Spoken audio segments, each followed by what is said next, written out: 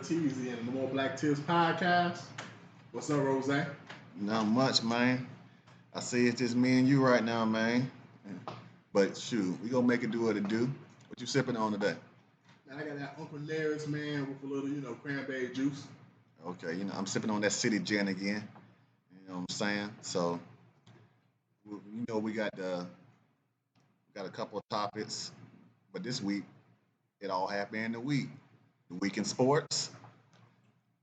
So this weekend sports, for those who know Otani, the pitcher slash hitter for the Angels, he injured It's UCL his UCL, and apparently he has to have Tommy John surgery for the second time. for the second time, which is going to probably endanger that $500 million contract that a lot of experts were projecting. Any thoughts on this, Rose? Yeah, because I think it's pretty much a big deal because he was expecting to get pretty much one of the largest contracts ever because he's a power hitter and he was a power pitcher, and no one in the history in baseball has ever been both in the big money era like right now. So for him to have this Tommy John surgery for the second time, pretty much hardly no pitcher has ever come back from that. So it's going to put his pitching career in danger, but he still go hit and finish the year. So, but he's still a great hitter, and so he can still DH, and he might be able to. I heard some people talking about maybe being a closer or coming out the bullpen instead of being a starting pitcher. But yeah, it's kind of crazy. It was a highlight of the week, so I figured we needed to talk about it. But I think he's still gonna be straight. He'll still get paid, and him and his family gonna be set up for life. So you know what I'm saying? That's what I got on it. Yeah, man. If he can't come back from it, he'll still get a huge contract because he's still a hell of a player. Um, I mean, to be honest, man, the last 10 years, the Tommy John surgery has become, it's not as bad as it was 25, 30 years ago. In fact, man, like I'll be watching some sports shows and they talk about how basically experts say it's actually good if you get it out early. I know it's unfortunate this is his second one, Hmm. but with medicine the way we have, just imagine 25 years ago when we was watching, Randy Moss and T.O. playing when they first came in the league. If you would have said, what was it, 2012, 2015, a running back would have tore his ACL and within a year would have won league MVP or been in contention for it, we wouldn't have thought Adrian Peterson would have been doing that. So, I ain't too much worried for him. I'm pretty sure that, he's going to still stay on track. But speaking of things we can debate about, Undisputed has a new lineup official. It's going to be Skip Bayless debating Michael Irvin, the playmaker, Keyshawn Johnson, throw me the damn ball, and Richard Sherman, when you guard in the best corner, you show some respect, debate on a weekly basis, going up against that 9:30, 10 o'clock slot against First Take, which on Mondays and Tuesdays will now have not Skip, but Stephen A. debating Shannon Sharp. Also, for Undisputed, on Friday, it's gonna have Lil Wayne on it. Oh yeah, and Friday's gonna be Lil Wayne. Man, what you think about these lineup changes, man? I think it's whack. I think they should have Undisputed. They should have went away with that and just made a whole new show. Because from my understanding and from what I remember is Undisputed started with Shannon and Skip. Facts. So that was their show. It wasn't Skip's show. It was their show. Even though Skip was the bigger name in TV, but it was their show. So it's like I feel like they should have replaced the name and did something different. And also with Unc San going to First Take, it is what it is, like people say. I don't really care. I don't watch that show. I only used to watch Undisputed, but I stopped watching that show too. So I ain't gonna watch neither of the shows, except maybe I might check it out or see some views with Wayne on Friday. But other than that, I ain't gonna watch none of the shows, so I don't really care who they got on there. Yeah, man. As far as First Take goes, man, I started watching that show years ago. Only thing is, it'll be interesting to see, Shannon and Stephen A. go back and forth when they talk about race. because Stephen A. like the Uncle Tom and be a coon, and Shannon, has a history of standing up for black people. So it'll be interesting to see what happens. Now, I will say this: if Shannon still won't stand up, because Fox is different than Disney, man. That Mouse something special. There's a lot of coons that work for that Disney and Mickey Mouse. So that'd be interesting.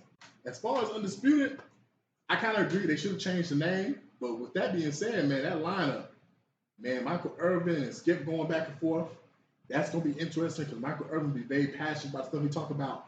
Richard Sherman, man, we know he's not gonna back down. Like him and Skip had that famous, online feud years ago. So I'm kind of surprised that Richard Sherman even did that. But niggas be trying to take the bag nowadays.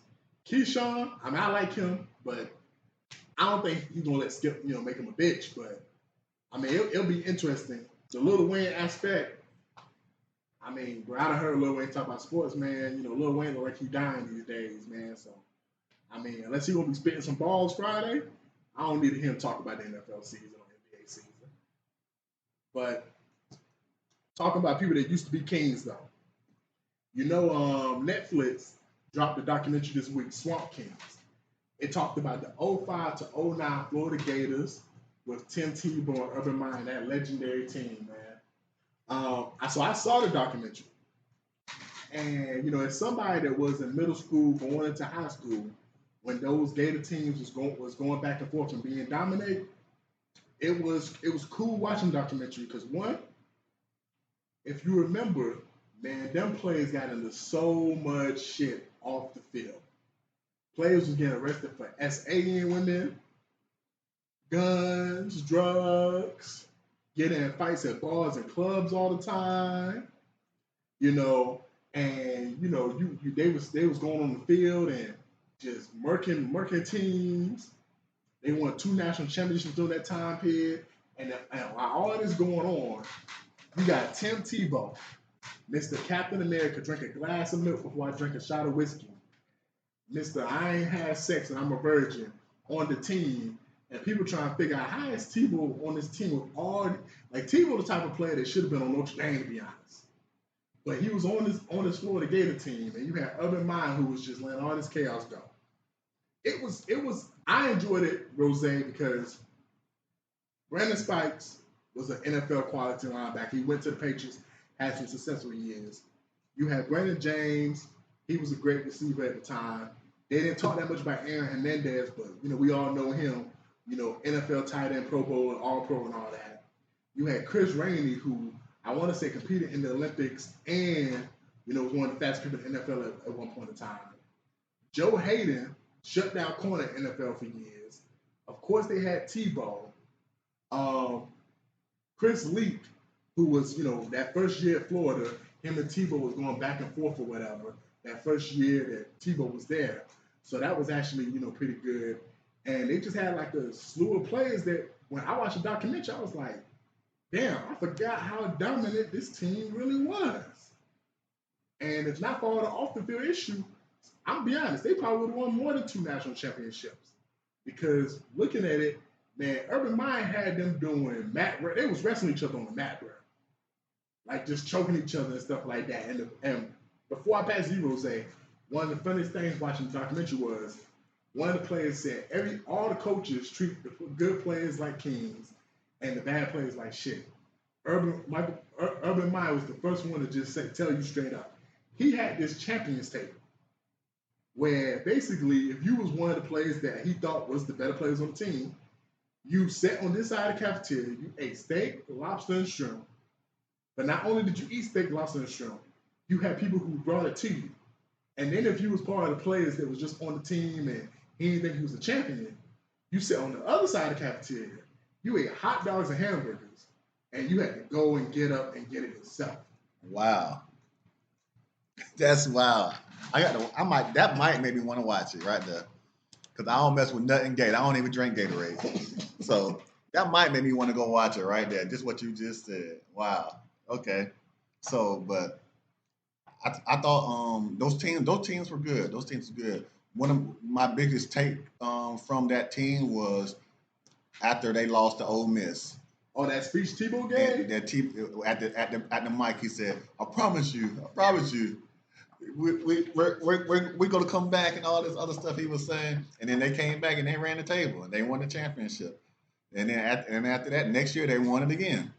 So he did his thing. He's one of the best college players I want to say ever. Just that speech alone and his heart and Yeah, the accolades he had, the Heisman and all yeah, that. he's one of the best college players ever. There's plenty more that was better than him, but just his storyline at Florida and those championships and the Heisman and him, he's one of the best. I can't take that away from him. I can't take it away from him. But he still went to Florida, he's a Gator. You know what I'm saying? We Powerade up here. You know, we power Yeah, up. we them Bulldogs, man, and it was so depressing when they did show in episode 4 how they smoked the Bulldogs, man, and just embarrassed them, man. And that's one of the reasons why this year I cannot wait to see Georgia face Florida again. Since Georgia has been up, I love the fact that Georgia be smacking the Gators around. And this college football season, I'm looking forward to Georgia, Yeah. seeing them go for a three-peat. Bama, they've been knocked to the throne. Are they gonna try to fight and come back? USC, Caleb Williams. Everybody been saying he's the best quarterback prospect in the last 10 years. Is he going to basically live up to the hype? And then prime time at Colorado. What he does in that conference against them big boy teams, I'm looking forward to that, man. College football season, there's a lot of different storylines to look forward to. There's a lot of different plays to look forward to. Those are my teams. Those are my games for the most part. Georgia, Florida, Alabama, Tennessee, and of course, Colorado against their whole schedule for the most part.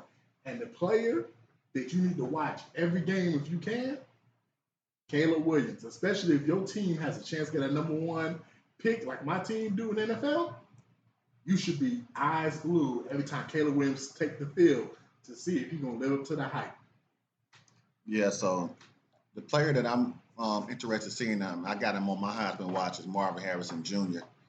I know he got a new quarterback, but that boy is bad.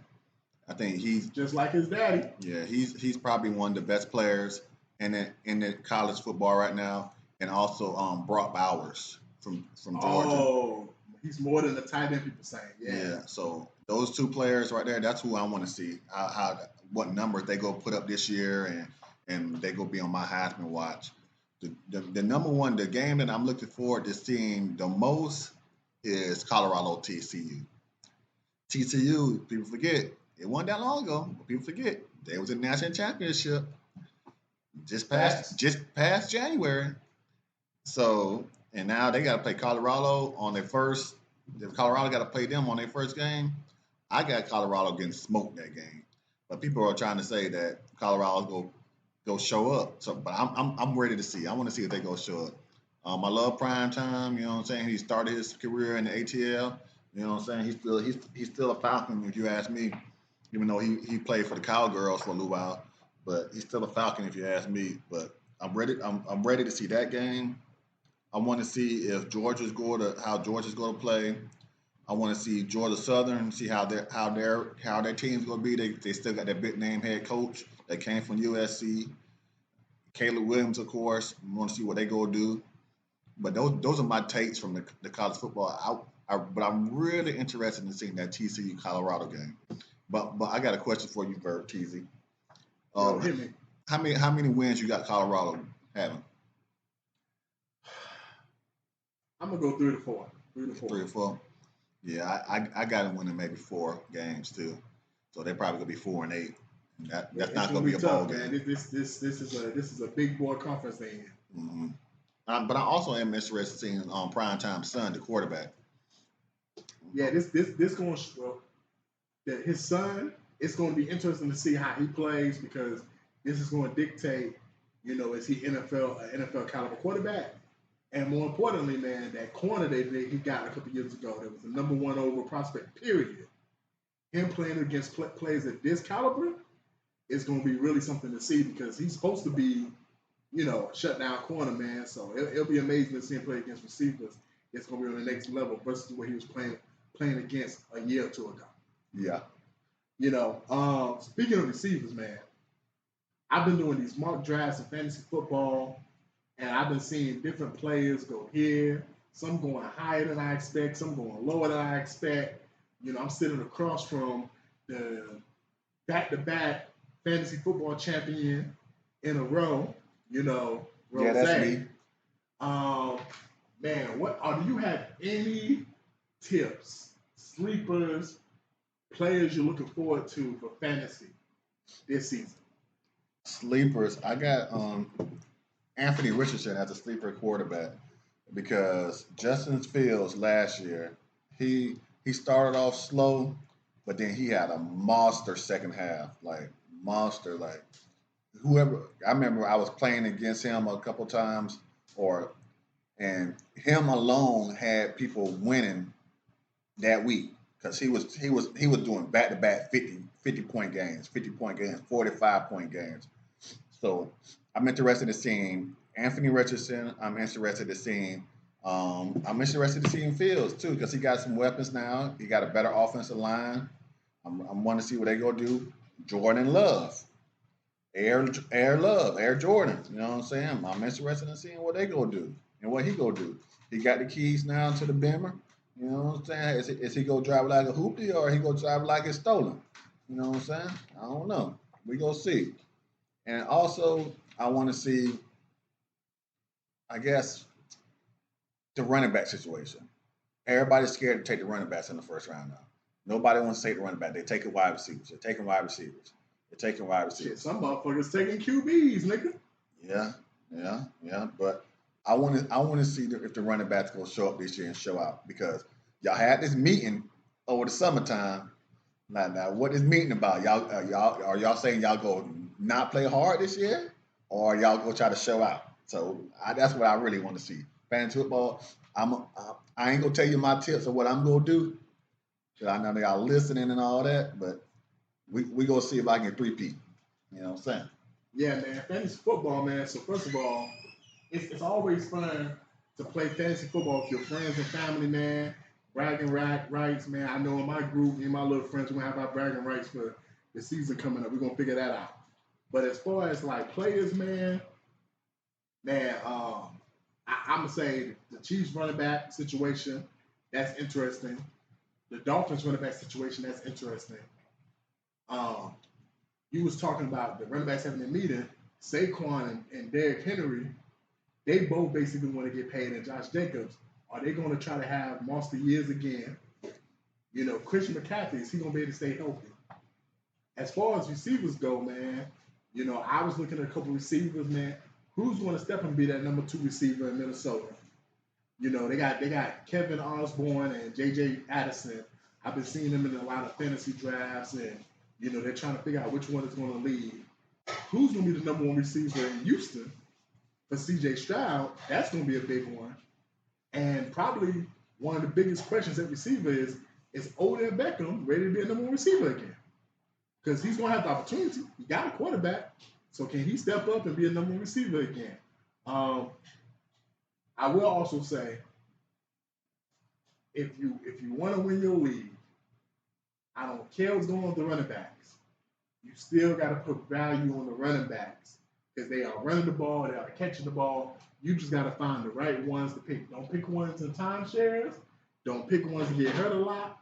Find running backs that you know will finish the season and can get you double points. Because at the end of the day, they're the only position that consistently get 2 points. Unless you get one of them dual threat quarterbacks like Rose was talking about, someone like Justin Fields. He had an amazing season in fantasy last year, just basically running the ball. If you thought he was amazing last year, let's see what he do this year. Now that he got DJ Moore, and they're trying to instill a passing offense. Let's see what they do this year, man. Man, speaking of a fantasy, we moving on to TNT. TNT, Dynamite, boom. And when I saw this on Instagram, I thought I woke up from a fantasy, a dream, a mirage, all that. When I saw a black dude dude almost black as night, wearing a t-shirt. And the t-shirt said clear as day, niggas for Trump. And he spent about 2-3 minutes, Rose, talking about how Trump's the man. He gonna come back and take over. He gonna lead the country. Yeah, I'm voting for Trump. And he said about 4 or 5 times, "Hey man, niggas for Trump, niggas for Trump." And the white lady even asked him, "What's your name?" "My name niggas for Trump. My name niggas for Trump." Hey man, Juice Man. What up? What up? When niggas start getting for Trump? We talked about the last podcast. You know, he got the lawyer for the dude that hit the white girl with the chair. You know, Alabama. That was kind of cool. You know, he gave the money to the people first. You know, he did the trickle down. He did the trickle up effect. That's the first president I think I can remember that did the trickle up. So what he did was he actually put the money in your pocket, and you had to go buy what you wanted to buy to boost the economy. He was like the first president to do that. So, you know what I'm saying? A lot of people like that. And he's mad niggerish. Like, the shit he be doing is mad niggerish. Like he do some shit a black person would do. But he white, and it's like, yeah, I said it. You know what I'm saying? So I hear him, but niggas for Trump is the same thing as poor white trash for Trump. Like, you know what I'm saying? Like, everybody that's in Trump's tax bracket, they don't fuck with that nigga. But, you know what I'm saying? The poor folks, poor white folks, and the niggas, yeah, they for Trump all day, every day. Hey, man. In the words of Obama, man, when he said his last speech, hey, told y'all, man, told y'all. I tried to tell y'all last week, bro, when we had this conversation about Trump and the RICO charges. That motherfucker's approval ratings is going through the roof. They had a GOP debate with the Republicans last week, and I was talking to TJ, and he sent me a thing about basically the numbers, about who had the highest, basically, approval ratings after the debate. And understand, Trump was not part of the debate. And he was getting booked at Fulton County doing the debate. It was Vivek Ramsey or whatever, the little Indian or Arabian man that's a businessman that people want to see win that nomination for the Republicans. He was at 47%. And right at 47% with him was Donald motherfucking Trump. And he wasn't even there. He wasn't even there. He didn't say one word in the debate. So, yeah, it's real, bro. There's niggas, white trailer trash, you know, businessmen. There's a lot of motherfuckers that want to see Trump back in the White House, man. They want to see that White House turn orange again, man. So, hey, I'm not surprised by the shit, man. Hey, we learned when Trump got elected the first time. A lot of y'all friends be cooning. So, hey, don't be sharp, Rose. Yeah, I got tears for the Negro for Trump because if it's okay to believe what you believe in and vote who you want to vote for, but don't go on national TV with a shirt with that shirt you had on, trying to speak. Because when people turn on TV, they go see you in that shirt and think that all of us is thinking and acting just like you, and no, we do not. So that put tears in my eyes, man. I got tears, man. I'm not a Negro for Trump. I don't really talk politics or mind your business, but I do vote every year in the local elections and the big elections too in November. So, but no, I am not a Negro for Trump. I got tears. Hey, man. So, speaking of Negroes, I think it was Negroes, Rose. You think it was Negroes? I think it was Negroes. Okay. There was a Popeyes where a black woman. It was definitely Negroes. It was Popeyes. Said in the drive-thru that they had got her order wrong. The manager, I want to say assistant manager, and one or two of the employees took offense to that. Left the restaurant. I understand. She was in her car. So this was a situation where, like you see on TikTok, where they be at the register. They left the restaurant, jumped this poor woman in her car, to the point where they pulled out her hair, where there was parts of her head that was balding. That's how bad they fucked her up. And the only thing that stopped them is, luckily, we talked about guns last week, and this is a situation why some of y'all need to vote for guns rights. Luckily, she pulled out her gun and started going bang, bang, bang. And them motherfuckers got right. Yeah. They bounced up out of that car, man. So tears, no tears, Rose. Yeah. Oh, and now she's suing them, by the way. She's suing Popeyes for basically that ass she took. Yeah, I got tears, man, because I can't believe this happened in Atlanta, man. She got the tone, but she got beat up, got her hair pulled out. Now, y'all remember what happened in Augusta? They messed up that lady Biscuits. She went full Medea mode. She drove that car through the drive-through, went through the building. You know what I'm saying? Crazy. That's how we get down here. But y'all in the A, like, man, y'all gotta do better, man. Y'all gotta do better, man. Fix some orders right, man. Y'all got pretty good chicken, man. You know what I'm saying? That's why we gotta bring churches back, man. We gotta bring churches back, man. You know what I'm saying? You get the same tasty chicken without all the nigger shit. Yeah, and better size, You know what I'm saying? And better biscuits and all that. So yeah, man, I got cheers for her, but she about to get paid, so who cares? But I got cheers because she should have did that from the jump. If she would have brandished that pistol from the jump, they wouldn't even came out that window. I was just about to say, man, I ain't got no tears for that home. Man, I got homeboys who got guns. And I say the same thing. Man, hey, you can have a AK-47, but if you ain't willing to pop it, hey, bruh, I'm more dangerous than this little water gun I got. So, you got a gun in your car. You see 4 women that you just had an altercation with verbally come into your car. And you ain't pull your gun out from the jump. Hey, you deserve that ass whooping, man. Because if I own the gun and I see 4 people that I just got into a verbal altercation with start walking with me, let me tell you, man, I bought that gun for a reason, Juice Man.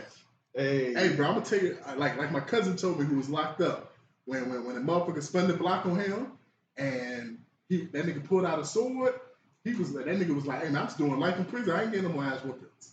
I got a gun, nigga. I ain't taking no more ass whoopings. Yeah, but you know that happened to me plenty of times. It's more times than I can count. Niggas don't pull a gun on me.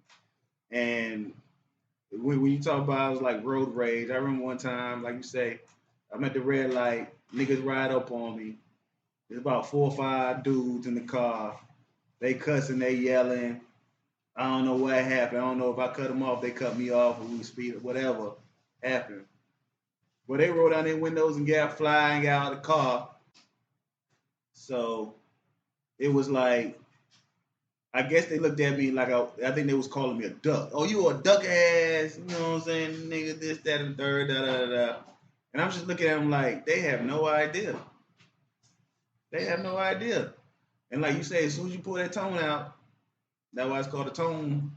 They changed their tone. These niggas got back in their car and the red light took off because they already knew. Oh, this nigga about to bust our ass. Like, you know what I'm saying? It's like, it's just one me and 5 of y'all. So yeah, it changes the tone real quickly. But like you say, and I'm proud of y'all. I love y'all for that. You and Matt, y'all said some real shit. I don't know if you remember, but a gun, shooting somebody and killing somebody is a permanent. What you said? Oh, it's a permanent solution for a temporary problem. For a temporary problem. That's real shit. That's real shit. That's true. But if you bring that problem for me, I'm gonna solve it permanently for you. Hey man, speaking of road rage though, Juice Man, there was this green white employee, which is apparently like an energy company. There's a video of him driving the little company with van in his company shirt. He pulled over. It's a light bulb company. Oh, it's light bulb company? Okay, appreciate it, Rose. He pulled over in front of a black man, got into an altercation with him. I guess one of them had cut the other one off. And he took off his shirt, and there was a tattoo that said CAWB. And he said, hey, man, I'm a crazy-ass white boy. Right. And basically, he was trying to fight him. Hey, man, the black man stood in the car, bro. He didn't get out here and take the bait. Hey, he called him all kind of names. He was trying to bait him, bro. Hey, Rose, you got tears or no tears? Yo, I got tears for the situation because they never said what exactly happened, why the crazy white boy was trying to attack the black guy, but they followed him and they was acting all crazy. for miles and miles on end, and then the dudes just recording and whatnot, and then they didn't get into an altercation or anything like that, but it was just the fact that this dude was in his work. They supposed to be at work, and instead of them just working, they having a whole road rage incident on the highway, and it's like the dude was trying to get away from it. He was trying to avoid the situation from start to finish, and then he just started recording the dude after he got out. Like, but it was crazy, man. I got tears, and like some people were saying on that was watching the video or commentating on the video. This company goes into schools and stuff and install light bulbs and things like that. So it's like, dog, they got this crazy white boy around y'all kids. You know what I'm saying? It's about to be another mass shooting. Privilege, You know white what I'm saying? privilege, white privilege. Yeah. Hey man, I ain't got no tears, man. That crazy white boy should have been crazy cracker, because that's what he was acting like, man. That man was wilding, man, with all that stuff he was doing. I'm gonna keep it real. I'm not surprised, man, because like I said, like I've been telling people that I've had conversations with, man, when Trump got elected in 2016, all this did was basically show a side of white America that we already knew existed, bro. Like a lot of white people that was already racist, a lot of white people that was bold. Like, just go back and look at it. Since 2016, Rose, go to social media. You've seen more incidents of white people calling black people niggas to their face, trying to fight them. I seen an incident where a white person spit on a black person car window shield. Like, white women calling the cops on black people more than ever. Like, hey, Trump empowered a lot of these racist white people to do this racist shit out in the open, out publicly. And the only thing I'm sad for is, man, I wish that motherfucker would have got in the car and whooped that crazy ass white boy ass.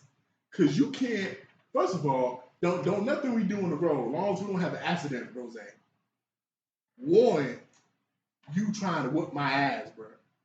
Ain't nothing I could do as we driving where you pull over and get ready to fight me. We two grown ass men, bro. At a some point, hey, bro, you gotta leave childish shit behind. So that just showed that he's immature. But that was a racist tyrant. And if you live in the South, bro, that shit don't shock you, man. Man, especially like some of these white people, bro. They out of pocket, bro. They out here really doing some real reckless stuff. So, hey, man, I ain't got no tears, bro. I hope that motherfucker got fired. Because like you said, I don't want no motherfucker like that working in no schools around kids, especially other minorities and ethnicities or whatever. But speaking like other ethnicities and crazy ass white boys, 5 men, and it appeared they all was white boys, respectfully. They was Hispanics people. They were Mexican. Oh, they was all Hispanic, bro. Oh, so one of them must have been like a white Hispanic, man. Because in one of the pictures I saw, bro, I thought that motherfucker was white. Okay, I'm sorry, white people. It wasn't y'all this time. Yeah. But, yeah, man. So apparently 5 young men between the ages of 19 and 22 saw an ad for a job. Apparently it was the Mexican cartel. And when they lured them to wherever they lured them to, they killed them. I do got one question before I ask you how you feel about it, Jose. Yeah. Since seeing how they was Mexican, did they cross the Mexican cartel? Like, was that part of the story? What the fuck was going on? No, I don't. I want to say the Mexican cartel did it for like maybe just like, I don't know if it was for people were initiating or did it to make a not like a scene but a statement or whatnot. I'm not 100% sure. I did research it a little bit, but I didn't really have time to get too deep into it. But I know they were the 5 people, young males that they killed. They were innocent and they were just looking for work, and then they got lured for this fake ad, and then when they got there, you know what I'm saying, they got executed. Man, niggas getting executed just trying to get a job nowadays. Yeah, so I mean, I got tears for it because that was just senseless. Like, y'all couldn't find nobody else to bother. Yeah, just some hardworking young men, probably trying to help their parents, or they might have had children or whatnot, or they just trying to help their family do the right thing. They weren't trying to sell no drugs or nothing. They were just trying to do some hard work and make some money, and then they end up losing their life because it's senseless violence. That sounds like some shit out of a horror or a crime movie. I say that as I sit across from Rose. We watch a lot of movies or whatever and TV shows. I got friends who say, man, hey man, that shit that be on TVs and movies, that shit don't be happening in real life. Most bullshit. It'd be based off real life situations, like especially like SVU. It's bullshit. Mm-hmm. Like, hey, when you see a movie where the cartel do some shit like that, hey, this incident happened in real life, and let me tell you, man, a lot of the mafias, like the Mexican cartel and the Russian mob and the Yakuza, yeah, bro, they ruthless, bro. They fuck motherfuckers up. I feel bad for them because that's why I got tears, because I can't really say, oh, they should have known better, this and that, because, hey, man, you trying to get a job, bro, and if the shit look legit, you gonna go, especially if you starving. Now, if it would have been some shit like, hey, bro, we got free pussy, on the side of the corner or whatever, and you pull up or whatever to fuck some girls, hey, man, you thinking with the wrong head.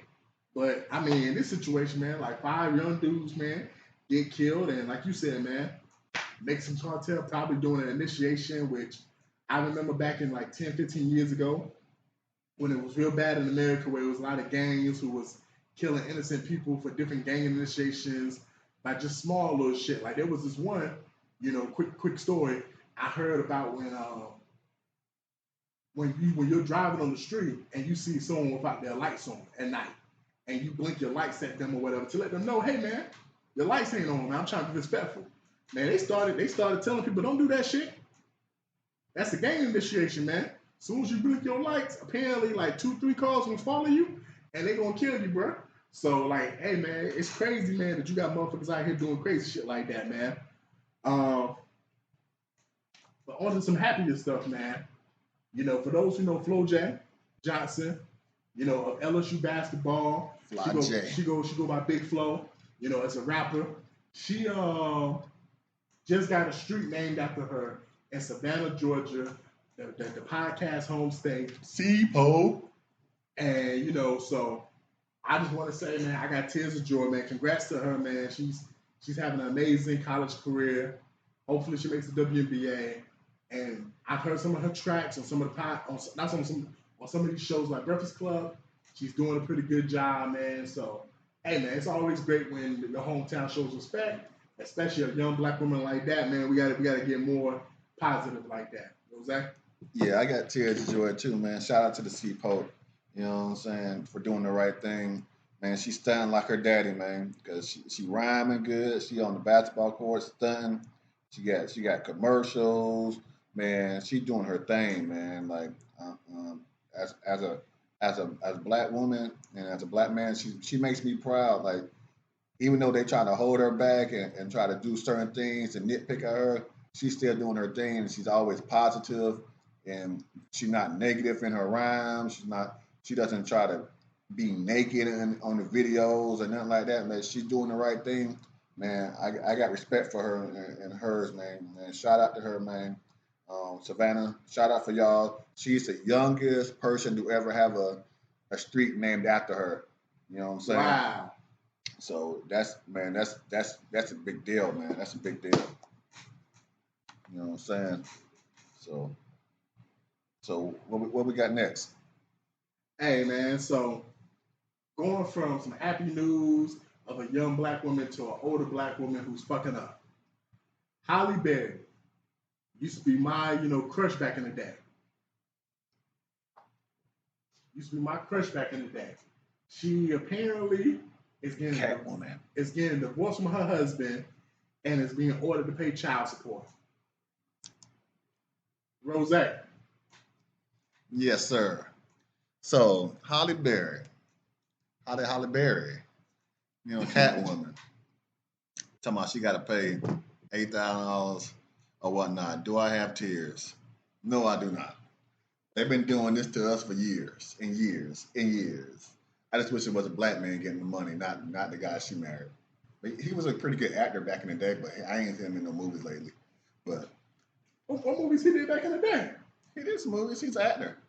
Oh shit! I ain't know. I just thought he was a random white dude. Yeah, he's an actor. You know what I'm saying? He's in some movies, some movies that I have seen. I haven't seen him in none recently.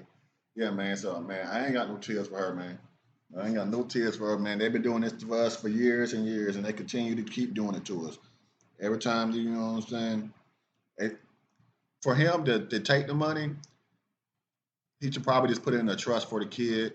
The kid's gonna be straight, whatever, or he can even donate some of it. Cause I don't even think he needs the money. But I was surprised that how did he even get the kid? Custody of the kid. Like, Halle Berry, what kind of person are you?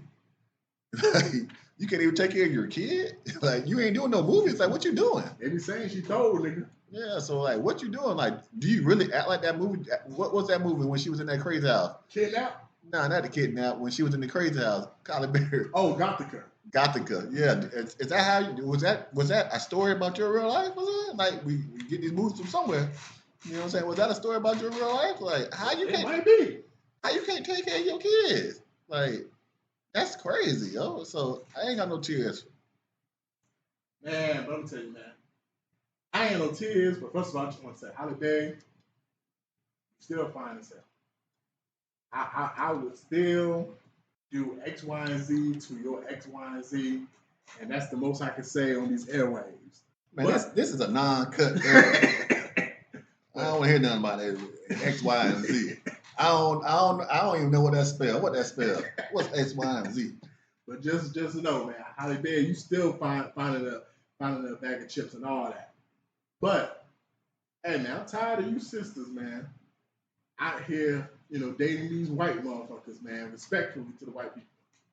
And when I get dead wrong, it's boo hoo, boo hoo. Hey, man, what's good for the goose is good for the gander. That's what someone from my church told me back in the day. And I go to a church with a whole bunch of old ass people. And they be saying all these sayings. Since you 5 years old, you don't know what the fuck that shit means until you older. Now I know what that means for what's good for the goose is good for the gander. Hey, man, if y'all could do it, why we can't do it? If when I get a bitch pregnant and she filed for child support and I gotta pay her X amount a month, hey man, when you got more money than me and I get custody of the kids, Rose, why can't I get the money? You need the money. So hey, exactly, I'm taking care of the kids. I need a place to stay. I gotta put lights on. I gotta feed them. I gotta clothe them. I gotta do all this stuff. So hey man, and get your money, bro. Like Rose said, I wish it would have been Eric Bennett, who was her black ex-husband she's had out of the 3 husbands she's had. But hey, bro, get your money, bro. Get your money, man. Hey, City Boys up 1,000. One time.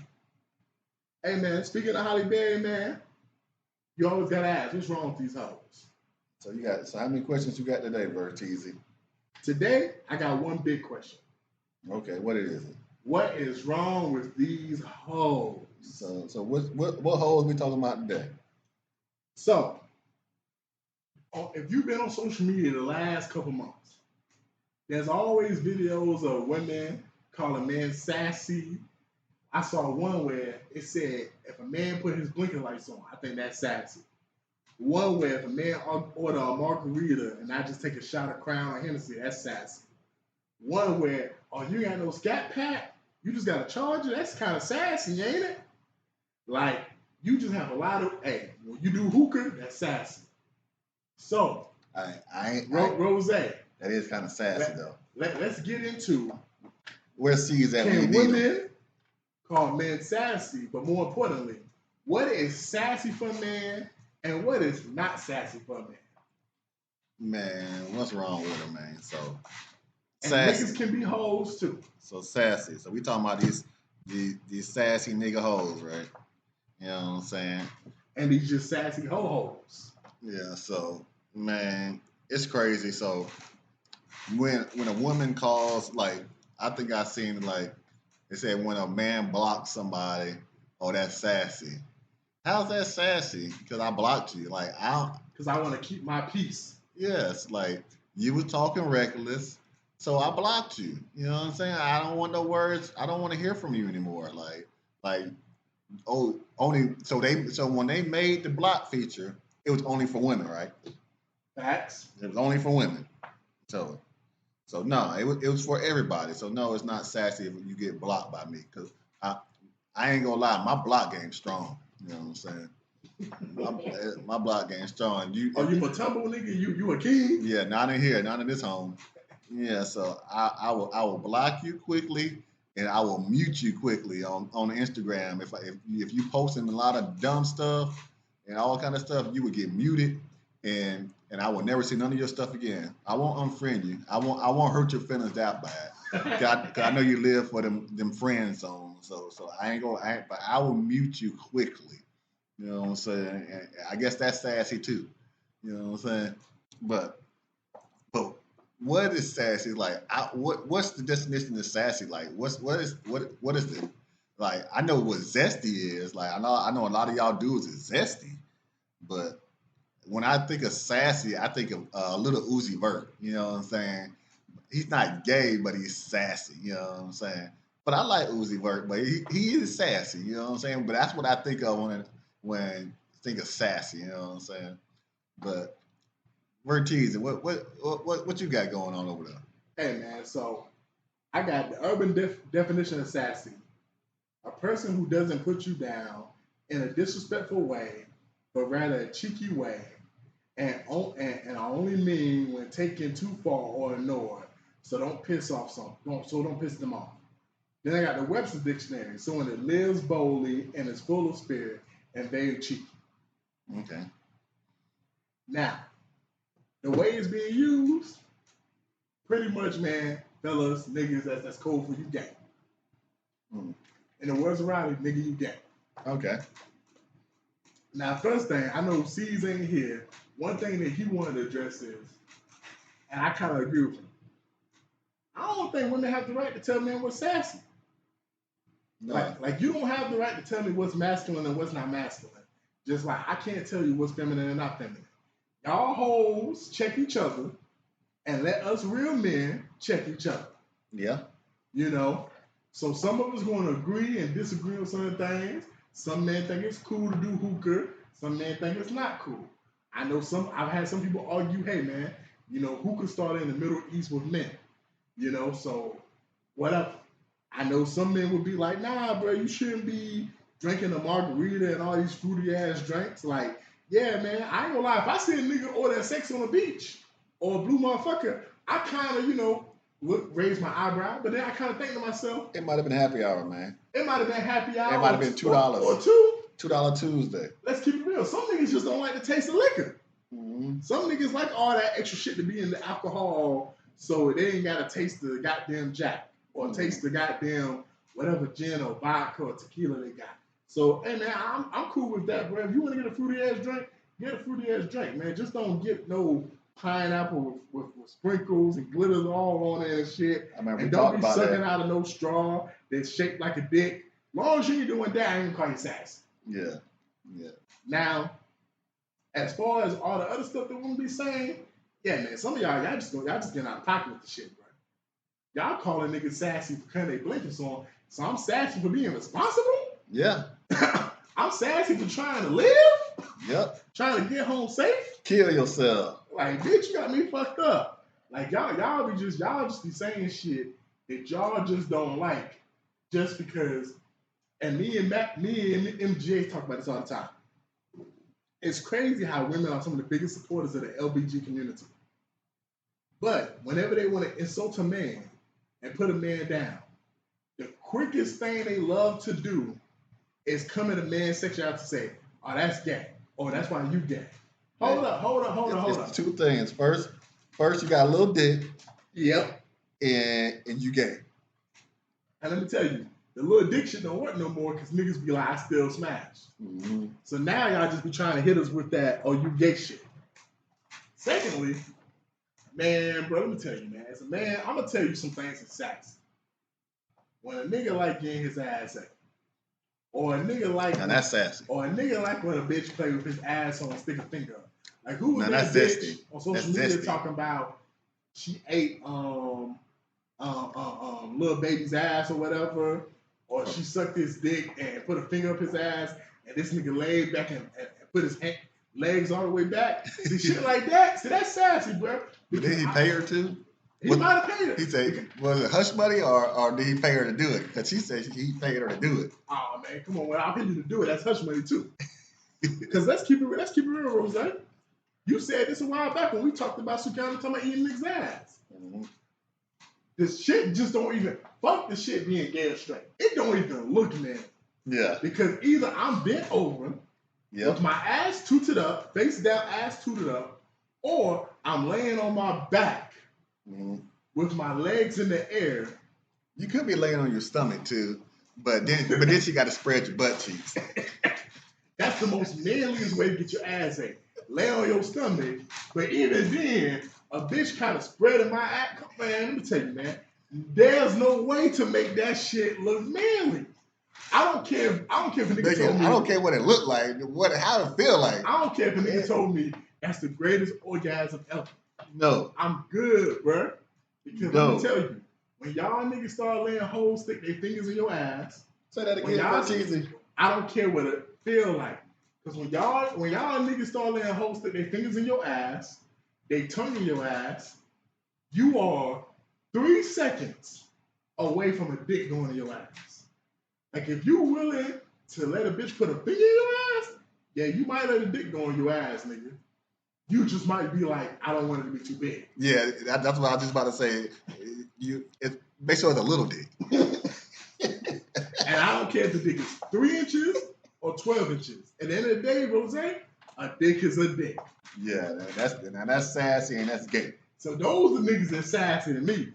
But a nigga that we wanna, if I block a bitch, I'm gonna keep it 100 with you. I block hoes. Because let me tell you, when you get to a certain point, and Rose would know this, man, like when you run the streets when you younger and you reckless and you all this stuff, you be like, cool, I don't give a fuck. But when you get older, it's like, bitch, you ain't finna disturb my peace. Exactly. I don't want to argue with you. I don't want to yell with you, man. So, hey, man, all I gotta say is, if I'm sassy, because I think y'all hoes tripping for calling a nigga sassy, hey, man, fuck it then, man. I guess I'll be sassy for you hoes. Exactly. I ain't gonna be sassy for y'all, but I ain't sassy, and some of the things y'all say ain't sassy either. Block game strong over here. Ortiz, what we got on next? Man, to end the day off, man, I saw a video of a man who was confronting his girlfriend about his son saying, hey, she treats me differently than my brothers and sisters. And she pretty much said, yeah, I do. That's not my son. That's your son. These my kids. I don't know what you and your baby mama got going on. Your son is bad as hell, but I'm not going to treat him the same as my kids. So for everyone listening, Rose, when you are raising a kid that's not yours, but you're in a relationship, or if you have a kid and you with a woman and it's not their kid, what's the rules to this whole stepson, stepdaughter, stepchild shit? It's the rule that you were taught when you was growing up as a kid. And I say this all the time. I don't ever waver from it. This is how I just live my life. And it's how, if you live your life like this, life will probably be so much easier. Treat people how you want to be treated. It don't matter who kid it is. It don't matter who it is. Just treat people how you want to be treated. I was at the gas station yesterday. This old bummy white man walked up to me, tried to sell me something and try to get some money from me. I don't know if he wanted some drugs or nothing, but he tried to say he was for gas. I said, oh, I put some gas in your car. Yeah, I said, what pump you on? He said, I said, oh, I'll put some gas in your car. He said, you think you get some cash back? I said, no. I said, I'm using a credit card. You can't get cash back on a credit card. I said, but I'll put some gas in your car. Oh, thank you. I said, so are you going to sell me the fishing pole for $10? I was trying to get 20. But what? So were you trying to sell it or were you not? You know what I'm saying? I didn't want your raggedy fishing pole, but I was just going to put it in the bag, just put it in the garage. You know what I'm saying? I didn't want your raggedy fishing pole, but I did it just because. Like, I'm going to get blessed for it sooner or later. I don't know when, but yeah, when it comes to stepchildren and like dating and things like that, especially when the older you get, the most likely when you find somebody that's dating your age, 30 and above, most likely it's well, not most likely, but it's on the higher end, they're going to have a child or not. Facts. So when you start to date this person, the first thing a lady would say or a man would say, not men usually don't say, but ladies usually say this. Oh, if you date me, you date my kids too. And why not? There's no problem with that. You know what I'm saying? But as far as I don't know about when we have to talk about this on another episode about getting to taking care of them and things like that. But we're talking about how as far as you treating a stepchild. And I think you should treat them the same way you treat anybody else. You treat them how you want to be treated. So that's my take on how you treat them. You will never, I guess, unless you're in your mind frame, if you raise the child now as a youngin, then eventually it will become your child. So then you're going to treat them like your child. But like if you're meeting a child and he's 6 or 7 years old and you're coming into their life, like even after years and years, you're going to know that's not your child. That child's going to know most likely that you're not his father or his mother. So it's like, so it's gonna be that space in between. It's always gonna be that that bonus parent or the step parent, however you want to call it. It's always gonna be that. It's always gonna be that because they have a parent. So it's not like you can really treat them because you didn't raise them. So, but my thing is, you treat people how you want to be treated. You show people respect. You show children respect. Children haven't done anything. They can't control their situation. So, like, if you're dating a man or a woman and they have children, you need to just treat them with respect and don't single them out. You know what I'm saying? That's my take on it. Bertizzi. So, first thing I want to say is you said basically when you hit 30 and 40, that's why a lot of a lot of times you're already meeting someone who got kids because you're gonna have kids or they're gonna have kids. Lots of times, not all the time, but lots of times. That is a perfect reason why a lot of men statistically date younger. And there's other reasons why we'll get into another podcast, but for all the ladies listening, the reason why men are dating a lot of younger women, because by the time they become successful, they're 35 and 40. And if I'm going to date you and I'm going to basically provide and take care of you, I don't want to raise someone else's child. And it makes sense for me to date a woman that's 21 to 25 that has not given birth to another man's child. That's that point. As far as loving the child, I mean, hey, I don't have kids. I'm not raising step kids. I know I've met people who they make it seem like raising someone else's kids, they love them like their own, like it's their flesh and blood. I don't question them on that. I know I met some people that be like, hey man, like you just said, Rose, there's always gonna be that space. There's gonna be that, hey, I do think what you said is correct. If you meet the child at an early age, between the ages of basically being born or even before they was born, till I say about 5 or 6, 7 is the pushing it. I say maybe 3. And you basically raised them and they're 18 or 19, I feel like 10, 12 years of you raising this kid, especially if the other parent is not in the picture all the time. Like whether they're incarcerated or they're dead, yeah, you kind of might take the pseudo parent position. You might be the only parent they ever know. So, hey, yeah, you might truly love them and they truly might love you. I can see that. As far as this situation, I told Rose the other day, man, this is one reason why I feel like people need to be the Brady Bunch, man. If I got kids, I need to date women who got kids. And I hate to tell the people who got kids, I don't want y'all to feel like, well, what about me, someone that doesn't have kids? I'm just going to be real, man. If you want your kids to be treated the way you want to be treated and loved, and you want another person to basically raise your kids the way you want them to raise biological kids of theirs, yeah, but I'm real, bro. Hey, just date someone who already got kids. Because if I don't have kids or this person don't have kids, I can't expect them, one, to be understanding, Rose, because I don't have to pay for babysitter. So you got to pay for babysitter. You can't go out to Applebee's with me or Longhorns or whatever. And you expect me to be understanding. But bitch, I don't have kids. When I'm ready to go, I can go. 2, I don't have to think about someone else's needs before my own. You do. I don't. So when it comes to the conversation of people raising people's stepkids, I mean, at the end of the day, man, like, I can try to love these kids all day, and I can try to raise these kids, but unfortunately, that's not my biological blood, and unless I literally just spent 10 years raising this kid, mentoring this kid, it's a problem. And one of the last things I gotta say is it's also hard because I was talking to one of my homegirls. Then you gotta add to the discipline factor. A lot of men are charged with being disciplinaries, Rose.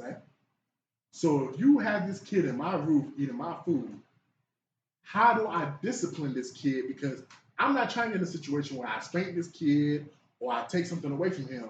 And guess what? Now the mom's mad or the biological dad be like, oh, you let him whip my kid or whatever, da da da. Nah, he's not supposed to whip my kid. He can tell my kid they can't do that, but that's supposed to be you and me. Oh, I got a problem with that now. See that I don't even have to deal with all that, Rose. That's just that's complication after complication. That is that discipline thing is that's a lot right there, and And you can't be a parent if you can't do what? be discipline. You know what I'm saying? Make rules and enforce them. That's part of being a parent. You know what I'm saying? Making rules and enforcing them. And this is from a person who raised 4 kids. I ain't raising them. Yeah, so that's why I just take it like if you treat people how you want to be treated, and just treat others how you. That goes with kids, adults, and everything. Just treat people how you want to be treated, and then everything else. I just let it fall in place. Like I love kids. You know what I'm saying? But I don't like babies. You know what I'm saying? But I love kids. I don't mind being around kids, but I don't like babies. I want you to be able to tell me what you need and what you want. As far as changing diapers and all that kind of stuff, I ain't doing that. You know what I'm saying? I ain't doing that. Like I don't mind picking you up from school, taking you somewhere, feeding you, all that kind of stuff. You telling me what you need and things like that. But I I'm just not a baby person. You know what I'm saying? Those days that boat has sailed. You know what I'm saying? But I ain't really got too much on this. You know what I'm saying? Because I just believe you treat people how you want to be treated. You know what I'm saying? And that's my motto. So this topic won't even. I wish we had some more people on the pod today to so they can dive into it because that's gonna be my stance and that's what I'm sticking to. So Yeah, I told y'all my opinion, man. Like, I just feel like, hey, man, if you want to date someone with kids, then you got to treat them kids as there's your own. And if you can't do that, you don't need to date that person. But I will say this, man. Speaking of kids, man, for those who pay attention to the news cycle, I'm a big wrestling fan. Bray Wyatt passed away this week, man. And one thing I try to remind people is, as much as these people are entertainers, they are people too, man. He left behind a wife and 2 little girls. So I have tears for that, man. Rest in peace, Bray Wyatt. You were one of my favorite wrestlers of the last 10 years. And like I always tell y'all, man, the words of Airbnb and Rakim, peace. No More Black Tears podcast. We out, and I'm back quiet.